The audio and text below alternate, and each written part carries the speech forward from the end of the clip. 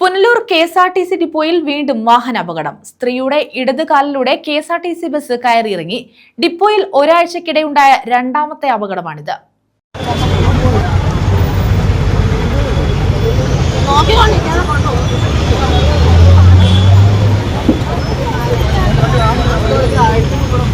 Punalur KSRTC ഡിപ്പോയിൽ വീണ്ടും അപകടം. വയോധികയുടെ കാലിലൂടെ ബസ് കയറിയിറങ്ങി. തിങ്കളാഴ്ച രാവിലെ 10:15ഓടെയായിരുന്നു അപകടം. ആക്രിപെറുക്കിയും മറ്റും പട്ടണത്തിൽ കഴിഞ്ഞു വന്നിരുന്ന തമിഴ്നാട് സ്വദേശിനിയുടെ കാലിലൂടെയാണ് ബസ് കയറിയിറങ്ങിയത്. തെങ്കാശിയിൽ നിന്നും കൊല്ലത്തേക്ക് പോയ RPC 27 എന്ന ബസ്സാണ് വയോധികയുടെ കാലിലൂടെ കയറിയിറങ്ങിയത്. നാട്ടുകാർ ഉടൻ തന്നെ ഇവരെ പുനലൂർ താലൂക്ക് ആശുപത്രിയിലെത്തിച്ച് പ്രാഥമിക ചികിത്സ നൽകിയ ശേഷം തിരുവനന്തപുരം മെഡിക്കൽ കോളേജ് ആശുപത്രിയിലേക്ക് മാറ്റി. ദിവസങ്ങൾക്ക് മുമ്പ് സമാന രീതിയിൽ ബസ് കാലിലൂടെ കയറിയിറങ്ങിയ കാഞ്ഞിരമല സ്വദേശി മുരുകേശൻ കഴിഞ്ഞ ദിവസം തിരുവനന്തപുരം മെഡിക്കൽ കോളേജ് ആശുപത്രിയിൽ ചികിത്സയിൽ കഴിയവേ മരണപ്പെട്ടിരുന്നു.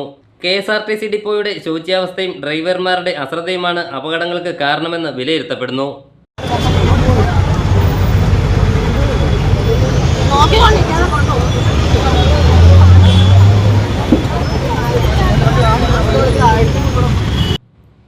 പുനലൂർ